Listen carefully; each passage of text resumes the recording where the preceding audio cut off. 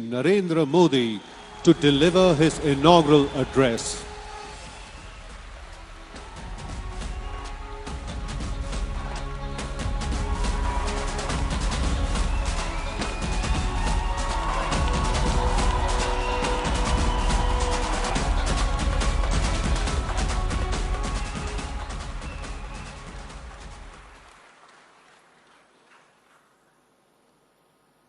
Governor of Telangana, Shri S.L.L. Narasimhan,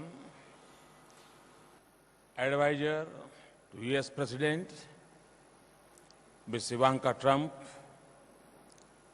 Chief Minister of Telangana, Shri K. Chandrasekhar Rao, my cabinet colleagues, Sushma ji, Nirmala ji, Excellencies, ladies and gentlemen, we are happy to host the 2017 Global Entrepreneurship Summit in partnership with the government of the United States of America. The summit is being held in South Asia for the first time.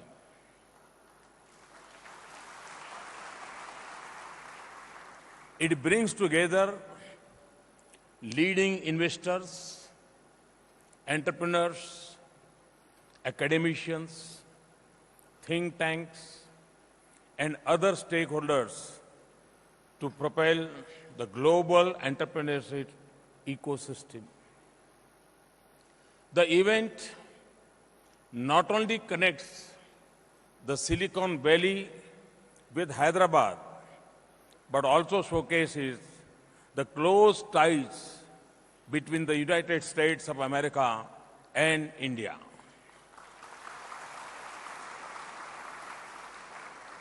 It underlines our shared commitment towards encouraging entrepreneurship and innovation. The topics picked for this year's summit include healthcare and life science, digital economy and financial technology, energy and infrastructure, and media and entertainment. These are all important issues relevant to the well-being and prosperity of mankind.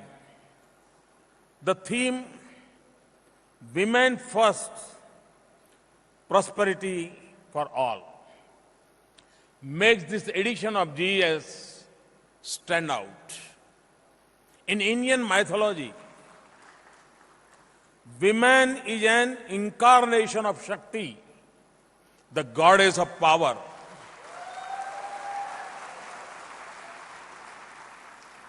We believe women empowerment is vital to our development. Our history has references to women of remarkable talent and determination. Gargi, an ancient philosopher around the 7th century BC, challenged the male sage to a philosophical discourse, something unheard of this in this time even. Our warrior queens like Rani Ahilyabai Holkar and Rani Lakshmibai fought bravely to defend their kingdoms. Our freedom struggle too is replete with such inspirational instances. Indian women continue to lead in different walks of life. Our space programs, including the Mars Orbiter mission, have had immense contribution from women scientists.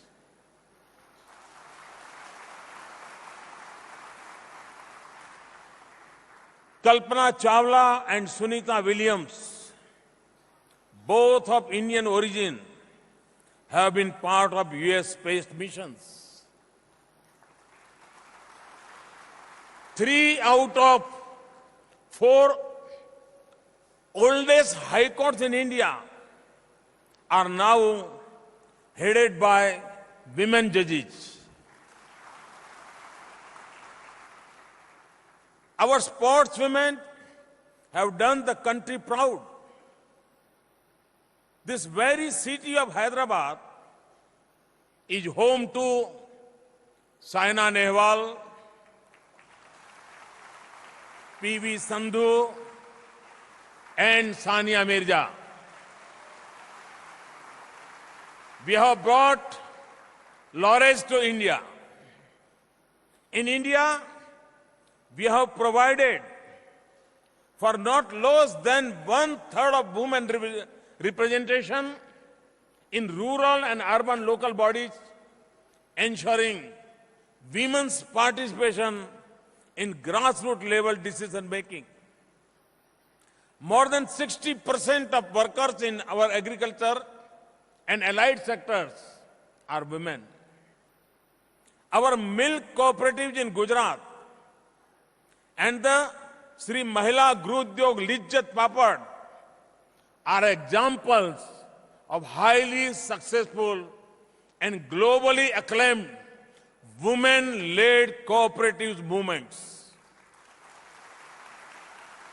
Friends, here at the GES, more than 50% delegates are women.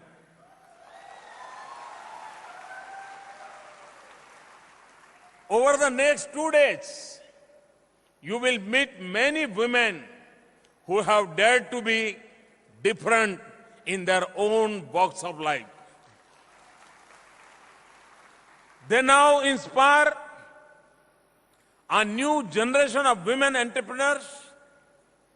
I hope the deliberations in the summit would focus on how women entrepreneurship can be further supported. Ladies and gentlemen, India has been incubator for innovations and entrepreneurship over the ages.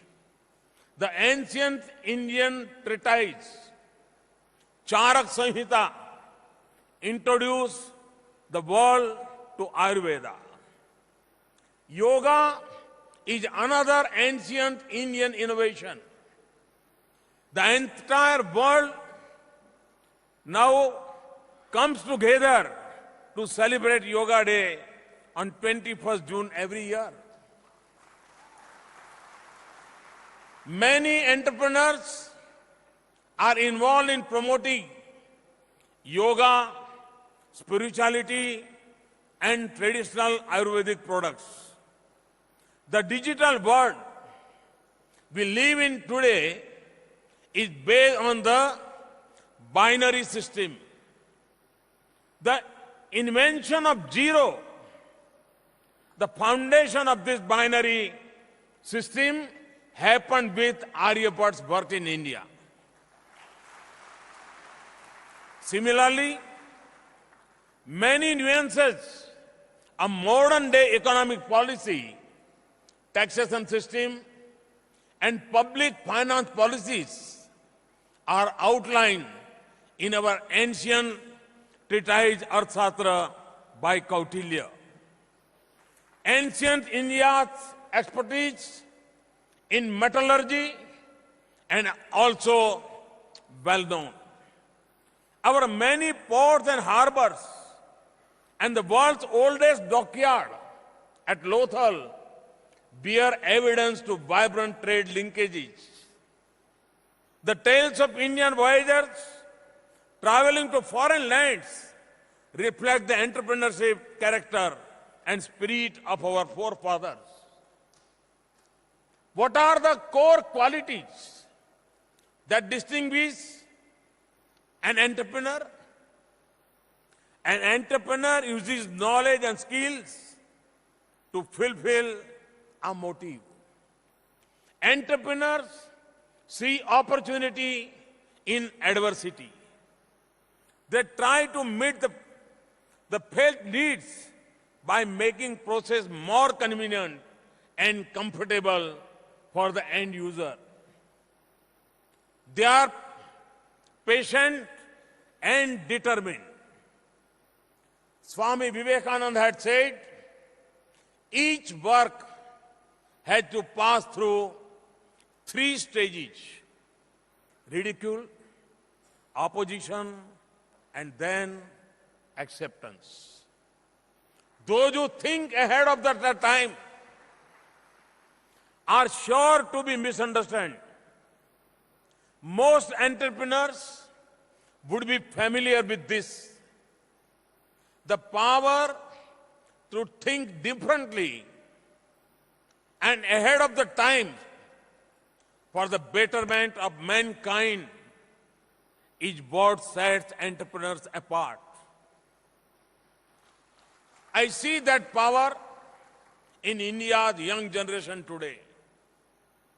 I see 800 million potential entrepreneurs who can work towards making the world a better place. The number of smartphone users in India is projected to grow to over 500 million by 2018. This offers immense potential for the growth of any venture in terms of outreach and job creation. Our Startup India program is a comprehensive action plan to foster entrepreneurship and promote innovation. It aims to minimize the regulatory burden and provide support to startups. Over 1,200 redundant laws have been scrapped. 87 rules for foreign direct investment have been eased in 21 sectors, and several government processes have been taken online. Our government has taken several steps to improve the business environment.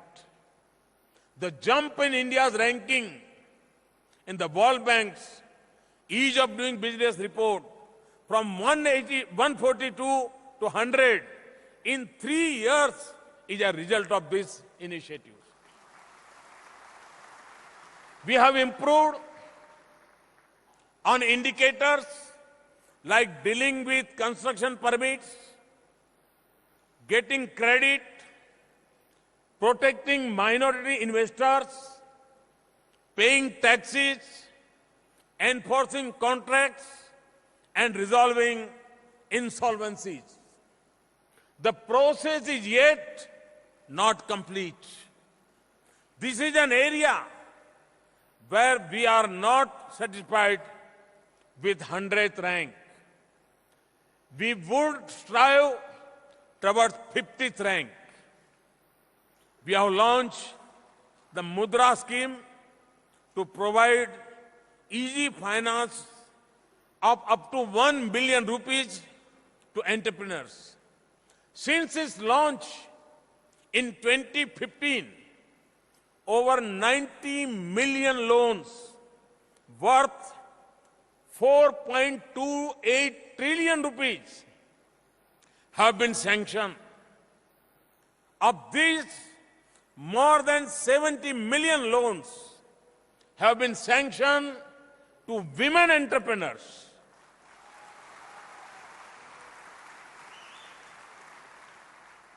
My government had launched the Atal Innovation Mission. We are opening tinkering labs in more than 900 schools to promote a culture of innovation and entrepreneurship among children. Our Mentor India initiative engages leaders to guide and mentor students through these tinkering labs. In addition, 19 incubation centers have been created in various universities and research institutions. This will nurture innovative startup businesses to become scalable and sustainable. We have created Aadhaar, the world's largest biometric-based digital database. This currently covers over 1.15 billion people and digitally process over 40 million transactions daily. We now digitally provide monetary benefits of various government schemes to the beneficiaries through direct benefit transfer using Aadhaar. Almost 300 million bank accounts with deposit of over 685 billion rupees, more than $10 billion have been opened through the Jan Dhan Yojana. This brings previously unbanked section of the society into the formal financial system. Of these, 53% accounts are of women.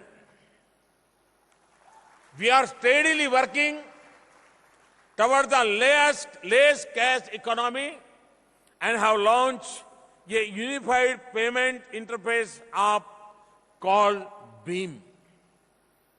In less than a year, this platform is processing almost 280,000 transactions daily, having almost completed our program to connect all villages with electricity.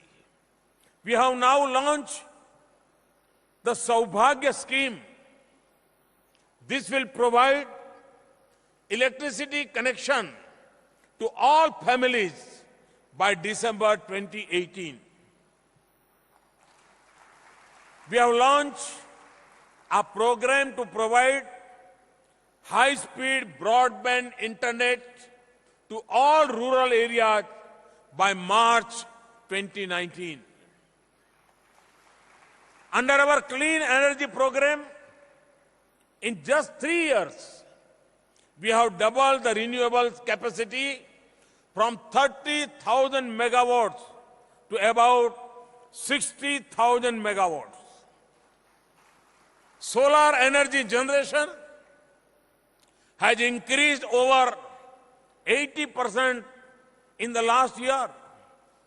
We are working on developing a national gas grid.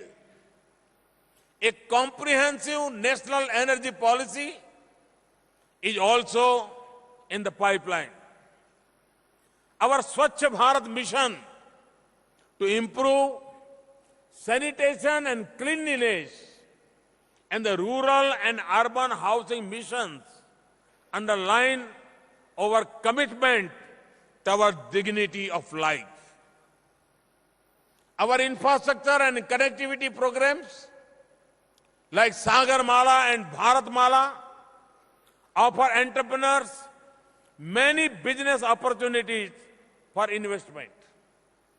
Our recent World Food India initiative help us engage with entrepreneurs in the food processing industry and agriculture-based sectors.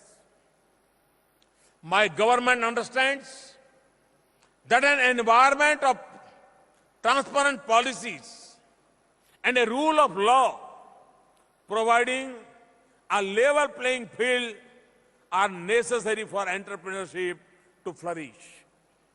A historic overhaul of the taxation system has been recently undertaken, bringing in the goods and services tax across the country.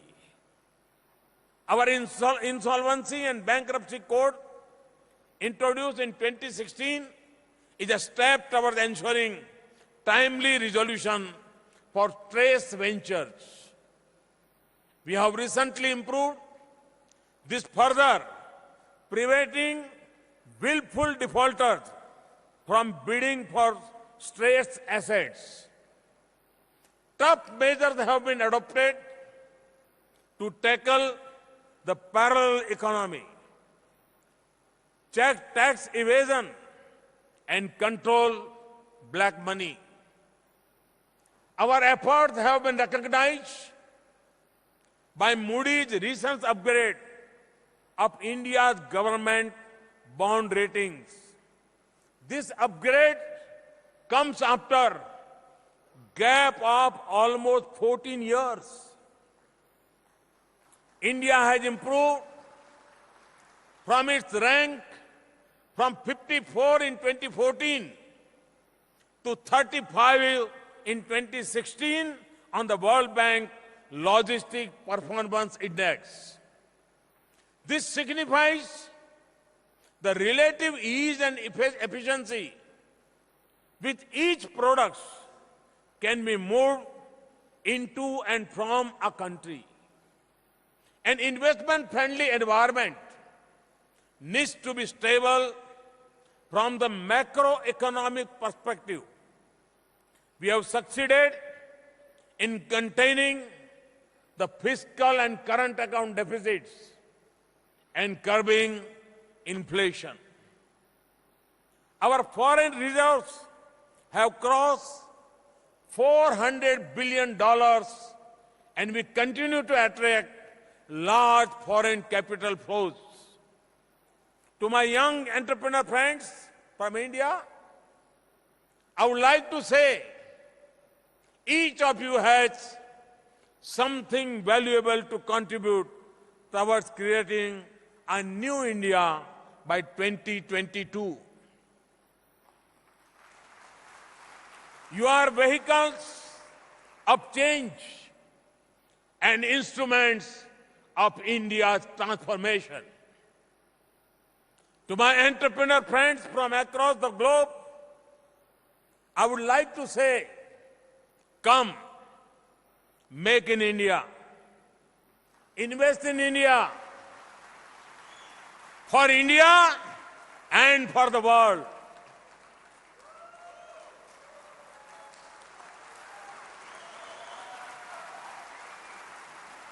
I invite each one of you to become a partner in India's growth story. And once again, I assure you of our wholehearted support. I'm informed that President Trump had declared November 27, 2017 as National Entrepreneurship Month. America has also observed National Entrepreneurs Day on November 21st. This summit will certainly resonate with those themes. Let me conclude by wishing you fruitful, engaging, and rewarding deliberations at this summit. Thank you. Thank you very much. Thank you, Honorable Prime Minister of India, for your inspirational address. Thank you.